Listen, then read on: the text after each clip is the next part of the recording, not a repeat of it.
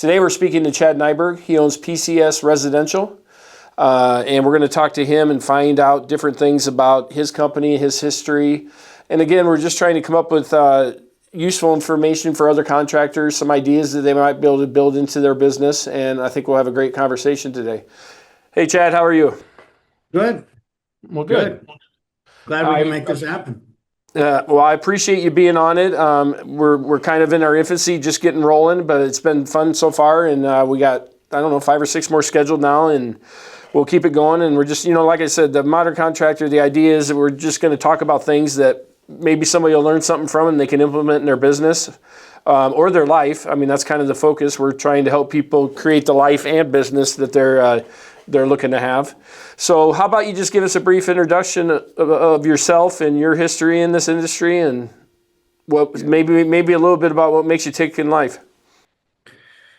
Okay, yeah. Well, I started my business. I started in the industry 2004. I was 3 months out of the Marine Corps, and I had received a call from a friend of mine who I had gone to high school with and actually joined the Marine Corps with. But he had gotten an early discharge and had gotten into this line of work. And, he just said, "Hey, you want to make some money?" And to specify industry, I got started in storm chasing. So the first storm that I was ever introduced to was a hail and wind event in St. Louis, Missouri in 2004.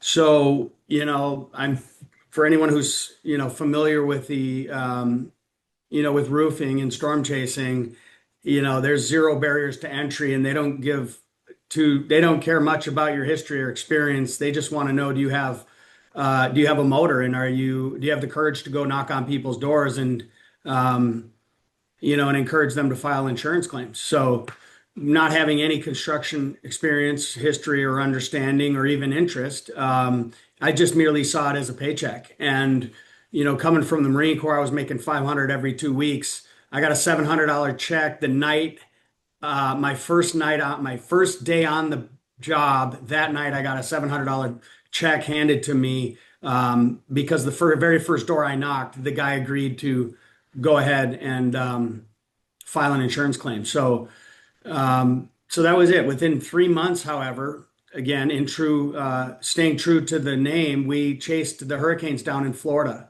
and ended up in Orlando 90 days later, and just put my head down and learned the business. Being in sales, you don't really need to know a lot. You just have to be able to recognize damage and convince the homeowner that it's worth their while to file an insurance claim. From that point, the company that you're attached to usually takes over all of the project management from, materials handling, job scheduling, everything that comes with that. So, but nonetheless, you're close enough to it where you start to you learn all the, the building component, the building products, you start to understand the exterior components.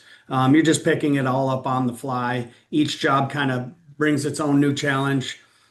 Difference about hurricane work and roofing work, though, is it's got, a lot of it's water. So a lot of those roofs leak. And so you get into interior contracting. And so you learn a little bit more down in those environments. But it's exhausting. It's unreliable. And after a year down in Florida, my best friend and I decided to come home to Minnesota, and we started our own business after working for a contractor here in Minneapolis for about a year. So it was June of 2006 that I was actually the one that went and got my contractor's license. And for anybody who has one, and I think Minnesota has a relatively a decent level of testing and management of the contractor licensing authority, but I was able to I think it's an open book test, so you don't have to be a construction guy to get a contractor's license. I think if is what I'm trying to say, but but yeah, that's kind of how I got into it. Um, uh, what I think there was another part of the question. Um, what makes me tick? Let's come back to that one. Okay. I gotta think because a lot of things tick me off, but Yeah. as far as I think you mean motivation. Well, I think I just like, what do you do in life? What do you I enjoy? know But I agree. well, what are you about hobbies? Yeah, just kind of, yeah. I What do just you I do just outside of work? oh I love sports. My daughter is a really competitive hockey player. Cool. Multiple world. We literally travel the world, the nation for tournaments. My son's in college, so getting out to see him in Scottsdale. He's at ASU. I'm a season ticket holder to the Timberwolves and Minnesota Wild. So, I love to play competitive adult basketball. I'm just sports, I guess. Yeah. Long story short, I like sports. What's pretty interesting with what you just said is the Wild and the Wolves teams, I don't know what level they are for the Wild, are in Des Moines where I'm at. Yeah, because you guys got all our junior teams. Yep. Yeah, we got all the Yeah. junior teams. Yeah, you've got our club teams or our farm. Iowa has our farm system. That's pretty unique. Iowa has farms. Yeah. That works out. Yeah, with all Then that another rugged thing that terrain. was funny. Surprised they can till all that rugged terrain. Yeah. But another thing that's interesting, when I was 22 years old, I was working for a contractor who did siding and windows, and he did not have a license in Minnesota. So at 22 years old, I got to take that open book test. I didn't study 1 ounce or one minute, and I passed it the first time. But the scary part is, so at least you have that, because that can weed some people out. It's enough to weed somebody out. In the state of Iowa, Yeah. you can go bankrupt. It's $50. Yeah, yeah, yeah. We found I've heard stories. I know a lot of guys from Minneapolis who try to go work Iowa Storms and can't believe the lack of uh, oversight or development or municipal regulation or whatever it is you want to call Yeah, it. it's. I mean, we don't need to go down that road. That's a negative road. We'll go another way. But yeah, it is. I've thought many times of writing the Attorney General and just saying, hey, maybe we should put some other barriers in place here so we can protect homeowners from the people that go down the wrong path. So tell me, what services are you providing now? So again, coming from the restoration industry, I never really saw myself as a contractor. PCS stands for the original name of my business was Property Claim Solutions. So I got an insurance adjuster's license before I got a contractor's license. And I always saw myself being able to add value to the industry by being a front end facilitator. Um, you know, I knew that's where I guess I'm just thinking out loud here, but I think it's probably because it felt the safest. The insurance companies aren't going to run out of money. Um, you know, so our biggest value add is claims management. We manage insurance claims, and I think we do that as well, if not better than most. But in terms of construction, home residential construction, we do or residential, I should say construction. So we primarily the majority of our work, what results from our work is window replacement projects, single family residential. We do multifamily residential window replacement projects, and then we also do um, uh, roofing, siding, gutters, fascia, all trim and accessories. We do not go inside of the home for anything other than finishing trim related to our windows. Okay. On the commercial side, we also do low slope roof replacement. We will coordinate mechanicals and more and more solar panels and AC units and whatever else is up there that's getting damaged and or needing to be coordinated with the roof replacement. We'll Cool. do commercial exteriors too, but they're just not as, not high up on our list. If I here put it like for the mathematicians, we're 50/50 commercial and resident single family residential in terms of our revenue split. Hmm. So our revenue split is half single family, half multifamily commercial. With both combined revenues, we do about 60 to 70% window replacement.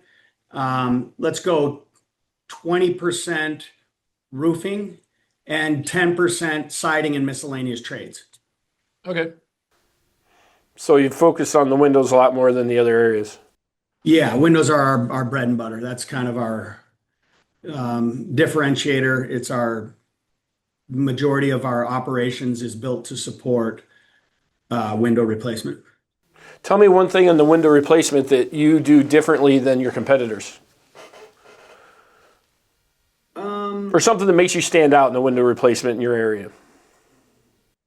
Well, I just think it's knowing what the hell you're talking about. There's a lot of guys that sell windows that don't know windows, and you know, we are specifically our demographic. So our average transaction is about $100,000. So, we're not a low budget vinyl pocket installer. We do 98% wood core product. We do full flange, the full nailing fin, the full Hmm. flange replacement on about 90 plus percentage of our jobs, and we're million plus. So you really need to manage these projects, these homes, these properties, and these customers with a high level of professionalism, of integrity, of presentation, execution. These people are, they're successful in life because they have high value, they have high standards, and our industry. It's not known for punctuality, communication, and accuracy. So I think it's just to summarize. I think we're professional. We do what we say we're going to do. We show up. We look presentable. We execute, and we get it right the first time. We don't ever come back to the homeowner and say, "Oh, you owe me money for this." We never do that. If we missed it, we eat it. We move on. Little things like that. We don't nickel and dime people. We're Yeah, I think professionalism, and that might be a broad statement, but go look at our reviews. I mean, it's tough in this industry. Um, at least it appears that way from my competitor standpoint to avoid bad reviews.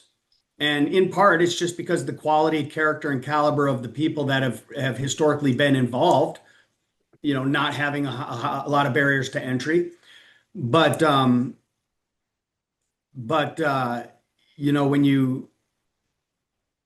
I lost my train of thought. But anyways, oh, the reviews things. Yeah. And the other component, it's because we're a general contractor for the most part. We rely on, five different suppliers, six subs, you got fucking parts moving, excuse my language, parts moving everywhere, right? So the fact that look, I could do my job perfectly, but the likelihood of everyone else doing their job, delivery, the shipping not screwing up the product, the installer's not dropping the damn thing, the guy not flicking his cigarette butts, the manufacturer getting the color right. I mean, there's so many ways and possibilities for things to go wrong. To be able to maintain your reputation, maintain good customer relations is just difficult. And so I think and I know we do a good job because the internet will tell you when you're not. And So, I think it's coming from a sales guy.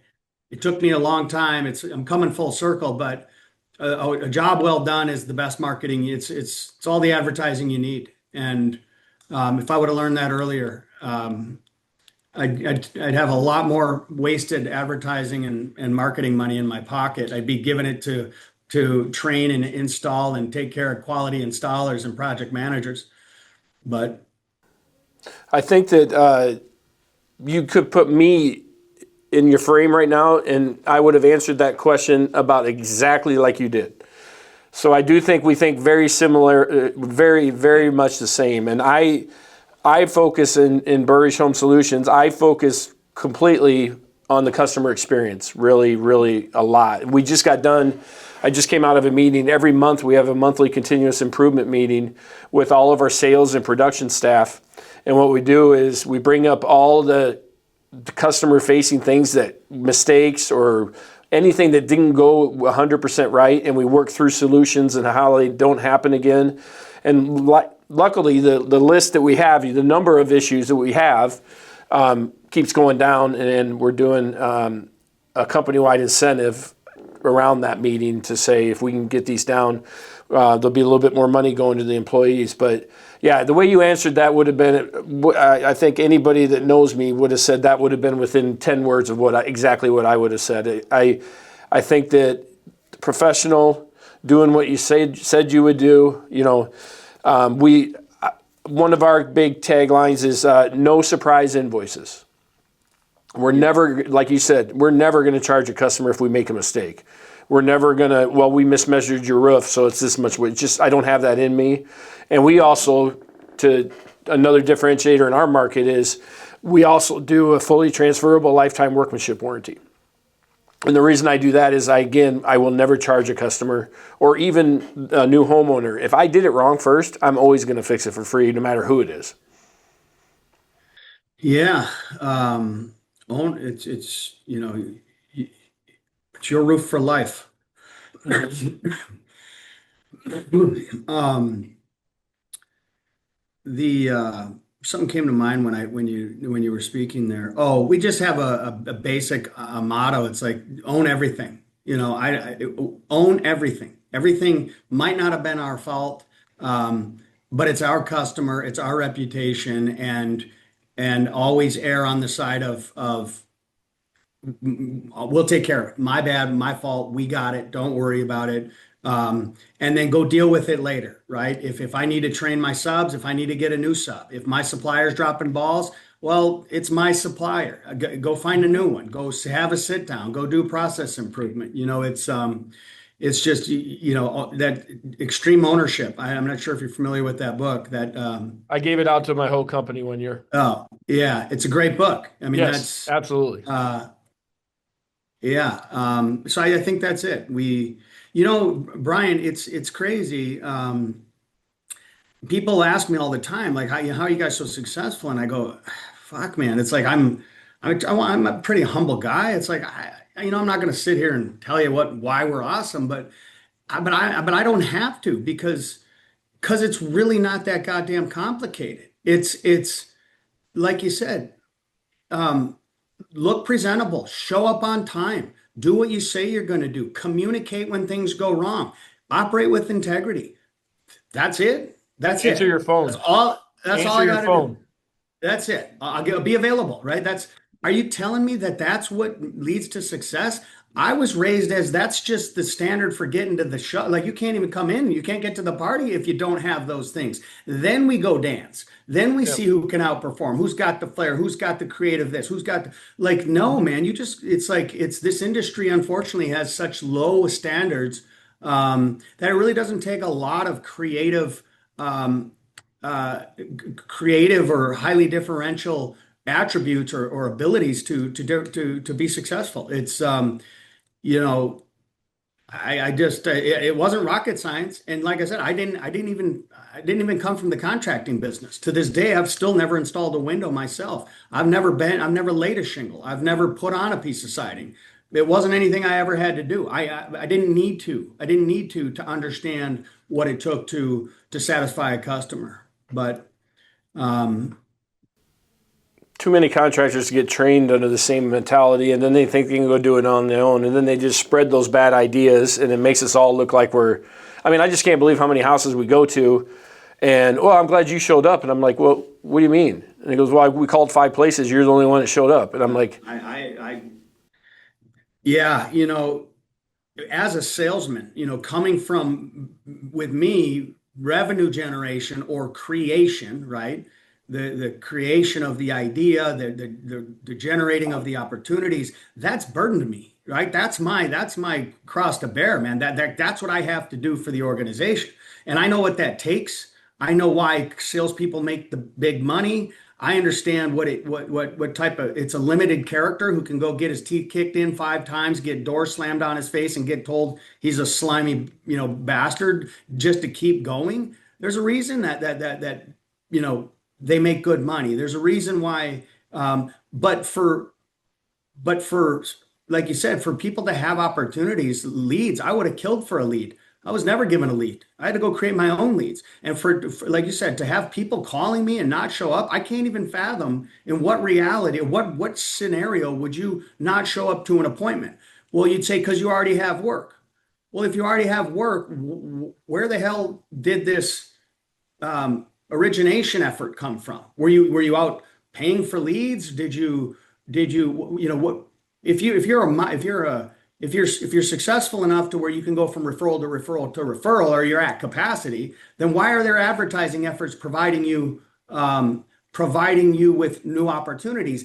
And if you couldn't service those opportunities, wouldn't that be your top priority? right, right, Wouldn't I'd call my brother and go, hey man, listen, go to the office, put on a shirt. I don't care. Listen, I don't care. You don't have to go in there and tell them you're a know-it-all. You don't have to pretend to be a goddamn window salesman. You just show up on my behalf, put me on FaceTime, and we're going to facilitate this thing. They're going to get a good sense of who we are because you're my brother. I know you haven't done this before. Don't lie, cheat, don't pretend to be anybody you're not. We're just going to go there. I'm going to ask them a few questions. We're going to facilitate. I'd come up with some damn way to get there, right? right, If right, not, right. at the very least, you call them and say, hey, I'm terribly sorry. I understand if this disqualifies me for the opportunity, but our services are in high demand. That's not to say I can't get to you or don't value your business, but is there a better time later tonight or tomorrow, whatever the hell, right? Like Right. I can't, I'm with you, man. It would blow my mind. Coming from storm chasing where you got to go knock doors and compete with guys and go door to door, you never get a lead. I was never provided leads. To come from that environment and to know that people squander leads is just, Yeah, you went through the hardest part of it. That storm chasing. That's where you really get to know what a person is or what they're going to be in the long run. Because if you're successful at that, that says a lot.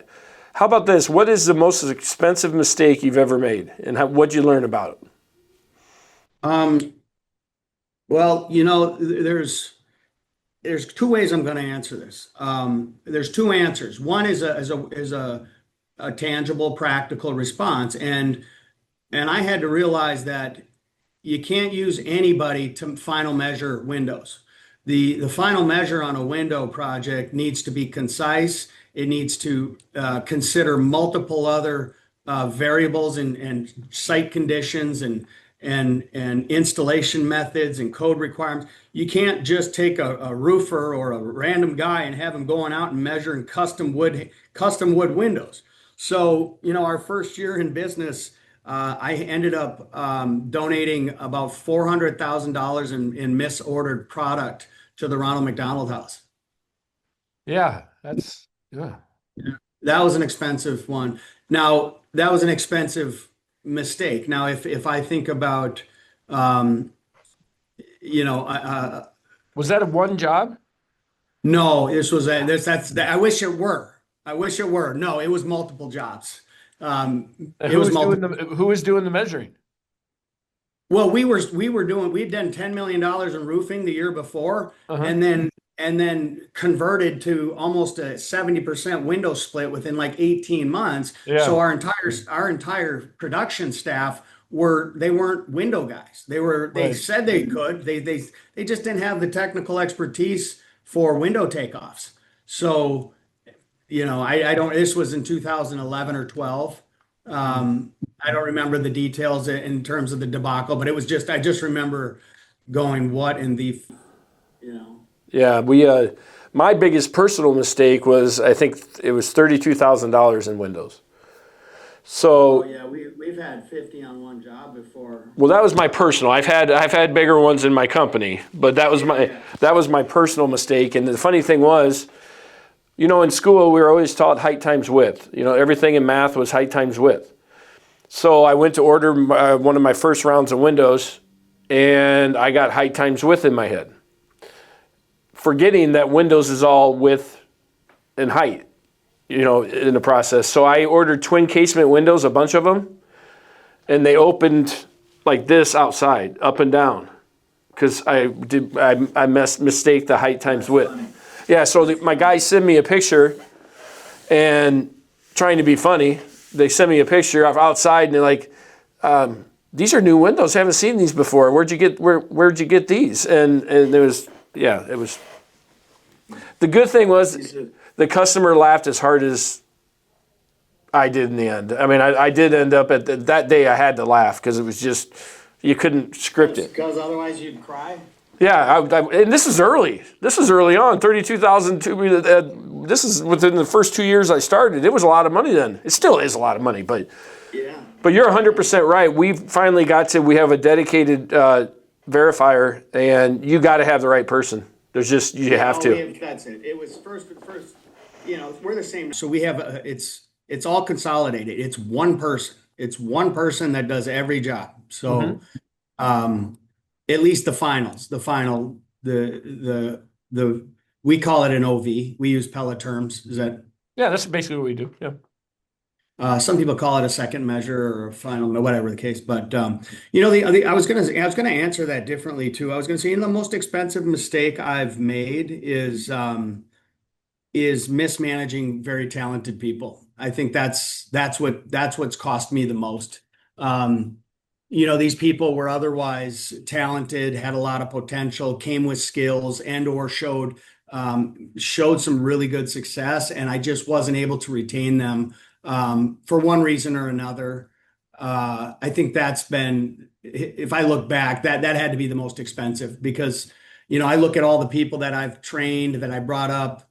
I mean, I would be doing $300 million in business today if I would have found a way to retain these people, because a lot of them went off and started their own companies or whatever the case. But, mismanaging talent, that's got to be it. I mean, like I said, I was in the claims business, roofing business, window business. And I know this is cliche, and I don't know if it's Schultz or who else, the Starbucks CEO or whoever, that just said, no, man, you're in the people business. And the higher you get up in management, you realize it's the art and science of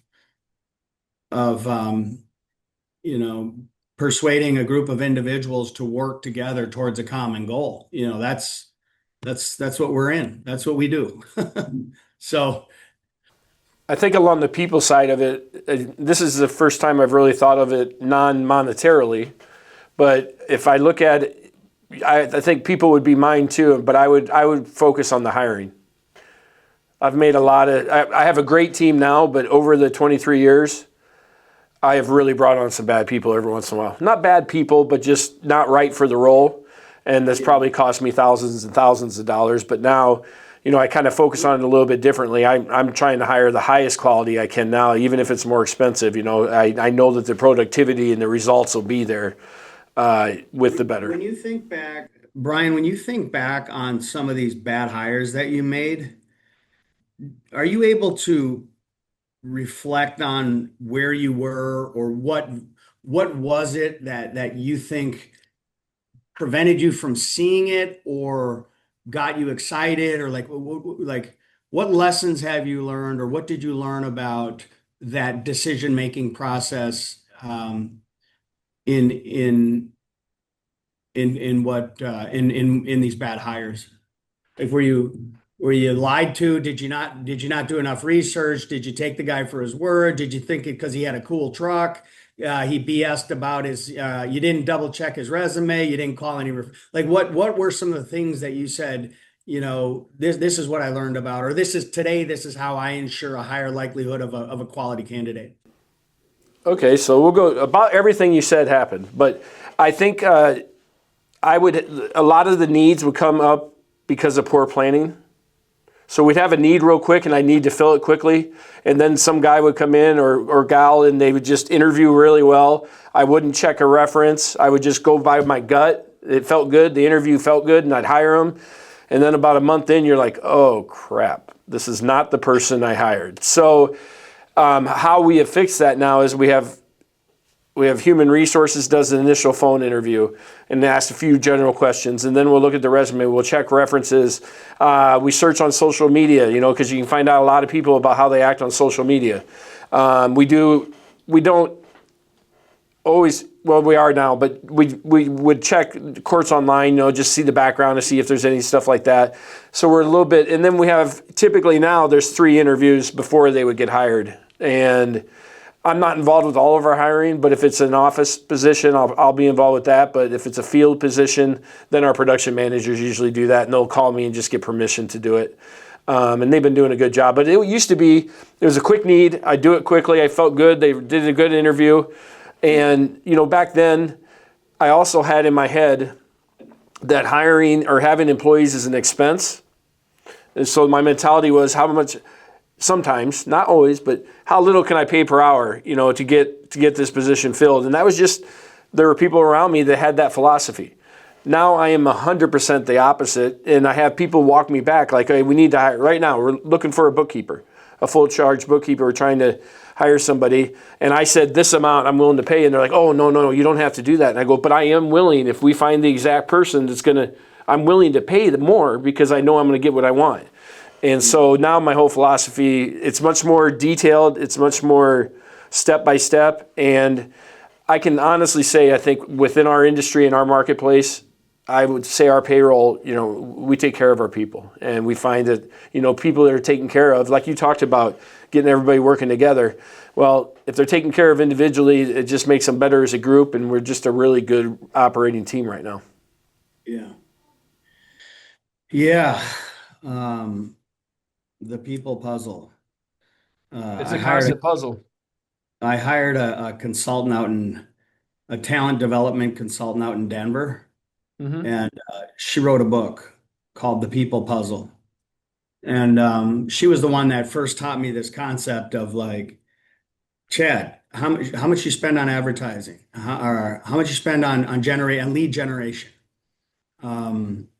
Okay. And how did you, basically what she said was, listen, you could spend $300,000 and generate leads, and you can give these leads to C players, and those C players may or may not likely won't capitalize on those leads to the degree that they could or should otherwise be. And when they don't, guess what they're going to do? They're going to come back to you and ask for more leads. Now you've created a dependent system. They go, listen, good sales guys, they don't necessarily, more often than not, the leads that the house is providing aren't what top sales guys really want anyways. They rather rely on their own ability, their own scouting, prospecting, and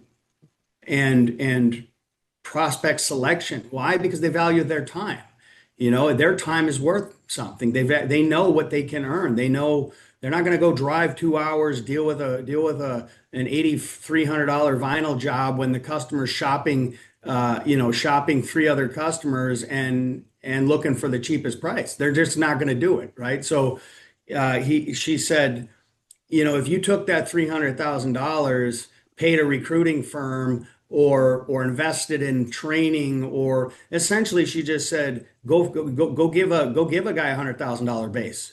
So she said in multiple ways, she said, take that money, go invest in quality sales guys, and they'll go generate relationships. They'll go build their own lead generation, And then it's on them, right? They're not dependent on you. And that's a rapidly changing game. I mean, the lead generation business for exterior and window replacement, that is a dirty game. They're selling to multiple people. They're preying on people who don't ever have half the time. In my limited experience, and I will just disclaimer, I'm a little old school. I haven't really invested in pay-per-clicks or any of that stuff for quite a while, but our old experience was like we're the third guy they sold the lead to. The person doesn't really speak English, or she didn't understand what we were doing here, or like you said, you're in this price driven pool of contractors that you've got to try to differentiate yourself from, and that just wasn't us. And so we've always paid our sales guys top dollar, but they understand that you got to go to the door. Canvassing, door knocking that's what we do. That's where we get nearly all our business, besides referrals. Once all I should say is all new business comes, how do I say it? Once we establish my sales guys, and I have a lot of tenured sales guys, but they canvas areas, and they work, they'll work in an area. They'll start getting referrals, neighbors. It's very hive-ish, and then it'll start to expand out. You get through the area, okay, they'll move on to a different part of town. But we've just always, for me as a sales guy, it's like, I see the project. I'm looking at the house. There's nothing stopping me from going to this guy's door. I can speak directly with the decision maker of this prospect, of this property, of this project. Mhm. Dude, what better method of sales is there? I just, and again, when I don't have to pay the house 10% marketing and advertising fee, that money's going in my pocket, so or whatever percentage of revenue, companies pay for lead generation. Right. That varies a little bit, but uh, one thing I wanted to go back to, you were talking about lead gen. So I don't know how long ago this was. It's probably right when I started, but there's a company called Service Magic. Do you remember that one? Yeah, yeah, I do remember them. So, and it was leads, and they said it was exclusive, and at the time it was. I did great business with them, but when they got bought by, who was it, Home Advisor? I think Home Advisor bought them. That whole lead generation game right now, it's amazing how many of them could call you every week and they tell you the same story, and they're going to be different, and they're going to be all these other things. I have no idea why my ringer's ringing when it's off, but that's how it works with tech with me. But I didn't hear it. yeah, we don't. It's on pretty quiet. But Shannon and I talked to another one last week because we got a couple more salespeople who are like, maybe we could use them, and maybe they are truly different. And then they just start talking, and you're like, oh, geez, it's the same. So, but we do. I'm different than you in the sense that I'm doing all we do TV, pay-per-click, all the variety of that stuff. And as you described, dependent on me or on us, most of my salespeople are that we provide with the house leads and stuff and everything, and we actually have a scheduler and stuff for them too. So it's a little bit different, but Do they get additional commission if it's a self-gen? oh yeah, they do. Yeah. They get more money if they generate their own. Yep, for sure. And I'm in the process of doing some more incentive. I'm actually meeting with all the salespeople starting next week with the yearly kind of review and going through their plans and everything next week. So I'm working on that over the weekend, this weekend, some different ideas.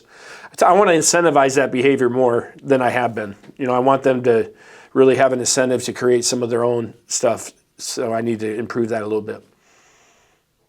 But, well, tell me, what trend in our industry excites you the most right now? I like the private equities consolidating up all the competition. I just really welcome that. I think that you're going to see it's just going to weed out. It's just more and more requirements, more and more barriers to entry. The level of you got to step up your game. You got to you know, we're we're making it harder and harder to compete in this space. And I like I said, I welcome it, because I want to play ball with people who play by the rules. And I'm not afraid to compete, but if you're unethical, I can't compete fairly. I got to see all the cards on the table. I can't. I don't want to see your cards, but I want to know you don't have a card in your under the table. I want to know that you're not. So I think, to see that, I think that excites me because it just our industry is evolving. At least in Minneapolis here, it's been under heavy consolidation. It's good to see. It was a very cottagey backwoods. We were literally writing estimates by hand, doing our own handwritten measurements and roof diagrams. All that was it was pretty. It was still pretty in the 2000. It was this industry's historically been a little antiquated. We got dinosaurs, just phased out all the dinosaurs. I think the recession had a lot to do with that, but it seems like we're full steam ahead into this new digital technology age. And with that, you get a lot of corporate interest, you get big money behind it. And so it's interesting to see that we're evolving into a more legitimate, not necessarily corporate, but professional industry. So I like it. I welcome it. I agree. How many calls do you get a week? Every day. Yeah. Yeah, every day. It's every other day or an email or whatever, pretty much every day. Yeah. Yeah. Do you ever see yourself having the ability to go that route? I've been, it's weighed heavily on me for these last 2 years. And I think I just had I see what's happening. I'm seeing some really poorly executed roll-ups. I've seen some implode already. I've seen, I'm just gonna remain steadfast, keep an eye on it, and I'll never say never, but right now I just see that there's way too much opportunity. The problem with what I see is you got these private equity companies that are now directing efforts. They're making executive decisions. Mhm. They don't have the industry knowledge. They're directing and guiding and advising from Wall Street. It's like, dude, you don't know the nuance, the very market specific conditions and circumstances, so you can't strategically respond in the most optimal way. And I still can't because it's right here in front of me. So I'm just seeing so much new opportunity emerging from this, and I know that we're positioned to capitalize on it. Heck, we already are, to be honest with you. I mean, you cut the head off these snakes. These companies, man, they didn't understand that these are very owner-centric businesses. And when you give one of these guys 10 million, $20 million and have him hang around for 2 or 3 years thinking that you're going to get the best of him when he mails it in, the employee morale, the culture shift, the sales guys jump ship, the talent jumps ship. And so I mean, I've hired I've at the end of the day, these companies don't have a lot of capital, right? We don't have backhoes and dump trucks, and I mean, we're people, right? We're in the people Mhm. service business. We rely on subcontractors and supplier networks. So what do you have? You have people. You have a team of people. That's what separates you. How good is your team? How knowledgeable and proficient are your employees? And if once you, like I said, once you take a check, man, once you sign that deal, it's just more times than not, especially with the characters that we're dealing with in the roofing business or whatever. um, I'm just seeing it. So I'm getting interviewed. I got sales guys. My sales staff is just growing because these guys are deep. Uh, they're coming over. I had a controller, um, systems administrators.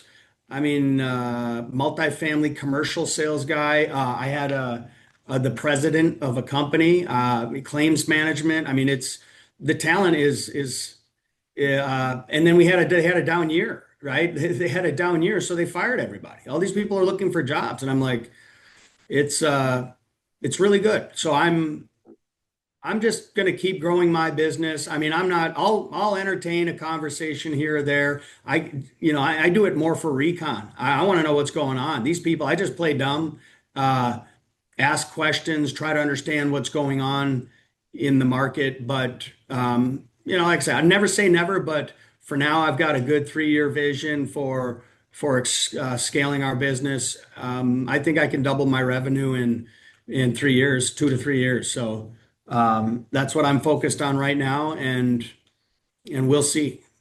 Yeah, I entertained one for a little bit and got into it a little bit more and more. And then what actually happened was I was telling my son about it. He's 19, he's in college now at Iowa. I was telling him about it and he got mad. And I'm like, wait, where's this coming from? And he's really, you're not going to sell your business. And I go, well, I might. I mean, they're offering a pretty good chunk of change. And he seriously got mad. And I go, okay, tell me. And he goes, you're just not going to sell your business. And he was just so dead, just so serious. And then I said, so is that, I've never really felt any emotion about the business from you. This is a little different. And that pretty much shut me down with that one. And then every story I hear of a company getting taken over, there's negative repercussions. There's negative things that have happened. People aren't happy. Every time I talk to somebody who's had that happen, there's just nothing real positive to say. And then I look at my business, where I'm at now, and where I want to be, and I'm like, okay, the money they offer me now, I'm going to make tenfold if I do what I want to do with my business. Yeah. And I don't know what I would do if I wasn't doing this. I mean, obviously I have a coaching business too, but I don't know. I mean, I just don't know what I would do with my days. Yeah. Yeah. Too young to retire, man. Yeah, I don't even know if I have retirement in me. I might end up just stop breathing on the job site.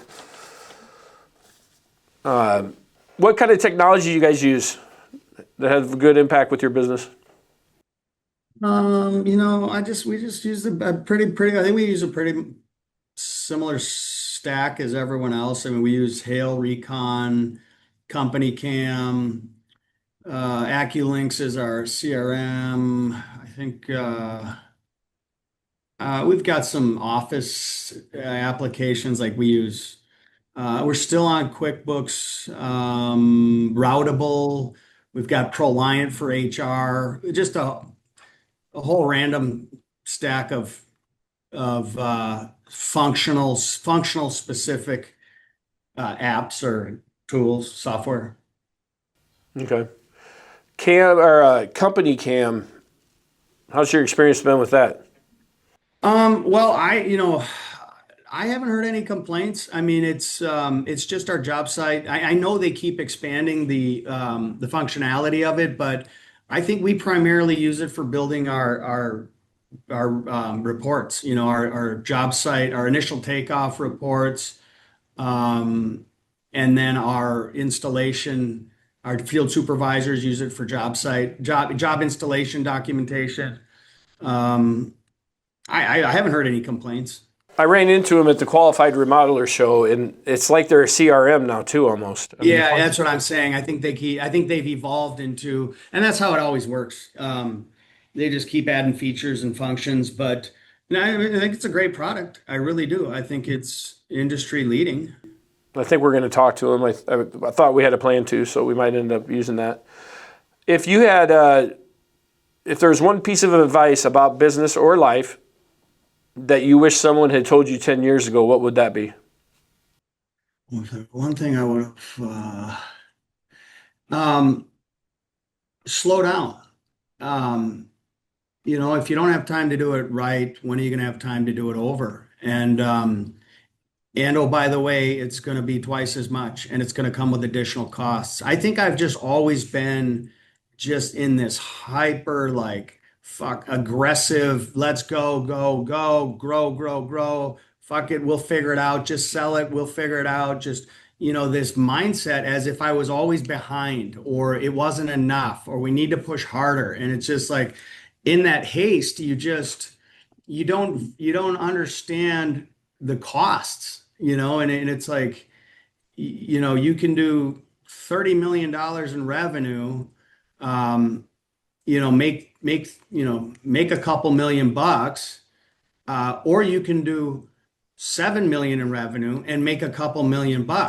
What do you want to do, right? What's your plan? At some point it's like you have to, that's it, man. Yeah. Just slow down, think long term, make long term decisions. Even if you don't have a long term vision, if you make decisions based on a 10-year plan, you're gonna make the bet. You're gonna make the right decisions. And if you're not planning that far ahead because you got an exit strategy, well, then it still benefits you to do that because if you care about the viability and the future of your people that you've built, build this with you, and your legacy or your name, or you have any integrity whatsoever, you're going to attract the right buyers who are going to be attracted to and recognize that investment that you made. So I see, and the reason I'm to try to just trying to iterate what I'm saying is, like, I see this short-sighted mentality. Now everybody's on 2 to 3 year earnouts, right? And these people are they're treating a volatile roofing and exterior business. This is a volatile industry. That's why we have subcontractors. That's why we have variable expenses, because we can't sit around and afford to pay bills and pay salaries every goddamn month because we might not have work this month, right? That's the nature of the game. So to see, somebody trying to manage one of these businesses from a P&L, you can't, it's the most short-sighted ignorance that's going to lead to, and that has led to, and is leading to even more failure, right? So you have these people who go, "Oh shit, we had a down year." Yeah, I know. But guess what? This year we could get a storm. We could do double the revenue this year. And if you get rid of all those people, or you cut this or you cut that, then when the storm hits, you're going to be scrambling and you're going to have shit talent. You're going to go out, you're going to have to whore out, you're going to have to pay twice as much. They're not going to be trained on your processes. So, but again, that's that catch 22. Because again, I get it. It costs money. So how do you sustain quality infrastructure, top talent through the ebbs and flows of the industry? Even if the industry were consistent, we have seasonality to our business. Mm-hmm. We're up in Minneapolis, man. I mean, it's frozen for 3 months. There's a limitation to what we can do. So yeah. But with that said, I would say, if you can't afford to do it right, when are you going to be able to afford to do it over? And it has to have context. I'm talking about major things, because obviously there's we're talking about other things. It's like, we can't afford that right now. Just go buy a cheap one for now. We got this big job coming. We'll take some of the proceeds and go get a real one. So I get it. In general, I'm just saying, think long term, slow down, and make lasting decisions. Make decisions that, value-based decisions that are they have quality, sustainability, and integrity at the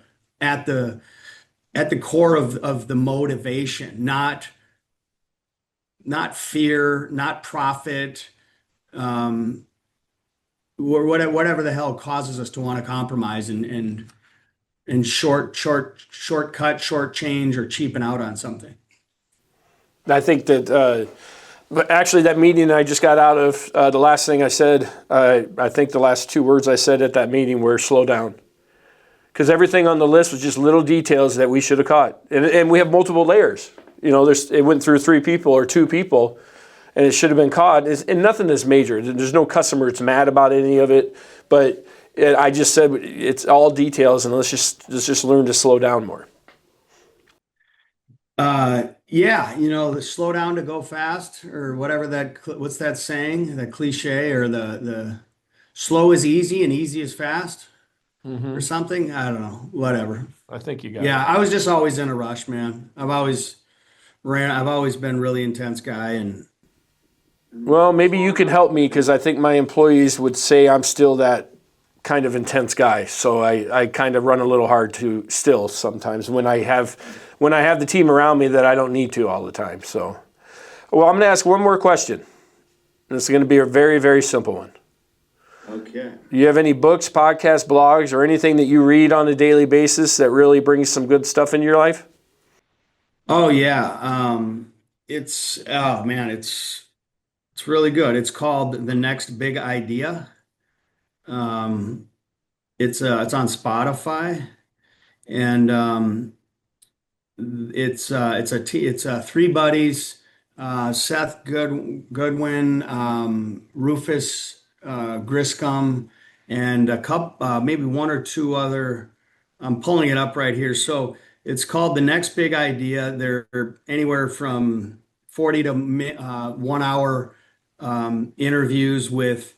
I'll read you a couple of the titles. So best, it's all really positive. Um, Authors, scientists, people that are on the verge, like doing groundbreaking science studies in all types of areas with business, with psychology, with here I'll read you a couple. So this one is um, how successful groups work. Daniel Coyle will soon join us on the show to talk about his forthcoming book, Flourish. Um, David Brooks on the art of seeing others deeply. Um, uh, what the what run what oh this I just listened to this one. Atlantic CEO Nick Thompson on what running can teach us. The guy's an ultra marathon runner, and he basically just takes you through his journey, and um, just it's just really interesting. I mean, I listen to those in the morning when I'm running or walking on the treadmill, and I come out of there, man, just feeling like I'm ready to go. Like it's really motivating stuff, positive stuff. I'm going to put that into my Spotify right now while we're. What's the next new thing? Oh, you texted it to me already? Okay. So they got me taken care of. So Yeah, the next big idea. next big idea. I tend to listen to a podcast every morning too when I'm working out, and one that I have found really interesting is called Founders. And I don't miss an episode of that anymore. And it's Dyson, Dell, I mean, some of the Bezos. And what he does is he reads autobiographies, and then he kind of summarizes them into an hour, hour and a half. And it's one of my favorite. I listen to about 20 of them pretty regularly, but that's one that I've really gotten into. So there's one I would recommend to you. Yeah, I'll look into that. They Here's one here. It says intuition, the science of trusting your gut. It just made me think of your initial hiring practices. By the way, we all did it. Yeah. Well, hey, I will say this. I've gotten better because now when my gut tells me a customer is not who we want, I go with it every single time. Yeah. But Yeah, I can say the same. And the thing that I think I've grown up in is just not being able, I have this evolving belief that's just like, listen, if you got to find out what these people are made of, because if it takes a crisis, it's too late by then, right? Like I don't want to find out if you're a freezer, if you and I are standing in a foxhole, rounds start coming down range, and then you shit yourself and run away. Like, oh, I can't. I should have figured that out. It's called boot camp. I should have figured that out before I got into a foxhole with the guy, right? So when I'm in interviews, I'll make something up, and I'll go. It looks here like you've got some trouble, some legal problems in your past. I just want to see his reaction. I have no idea what's in his past, maybe people don't think it's a very good. I'll ask people, I'd like to ask challenging questions. I kind of want to rattle their cage a little bit. I want to see how they react under stress. And then I also want to know how candid are they, how honest, tell me, what's weighing on you the heaviest, or what Tell me about what you might consider to be the biggest failure of your life. What do you still hold deep resentments towards or regrets? I want people to be able to candidly open up and be vulnerable. And you can just tell so much about people, but I like to your point, I like to get that out in the interviews now, and I'm not afraid to challenge somebody. I'm not afraid to, like you said, before I was so desperate, had a need. It's like what I realized I was doing, Brian, is I was projecting onto these people and seeing them in a way that I needed them to be. 100%. That's exactly what I was doing. Him to be a good guy. I need him to be I need a project manager who knows a lot about standing seam roofing. Oh yeah, he did that. He said he worked for so and so roofing, and then you realize the dipshit he didn't know his fucking head from his ass. Excuse my language again. He didn't know his head from his ass, and then you go read the resume quicker. You're like, oh, if I would have just looked a little closer, I could see he had nothing to do with but you just, like you said, in haste, you're a little bit of not desperate, but you're feeling like you have a need. I've got to meet this need. I'm under pressure. I've got a job I got to get to. And well, you find reasons to justify rather than vet. It's just you're going into it with the wrong mindset because you're under pressure. And yeah. We've done that plenty of times. Well, I really, truly, go ahead.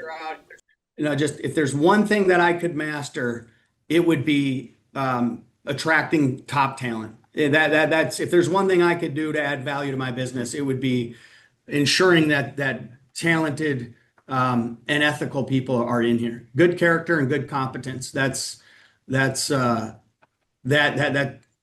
business. Like I said, if I had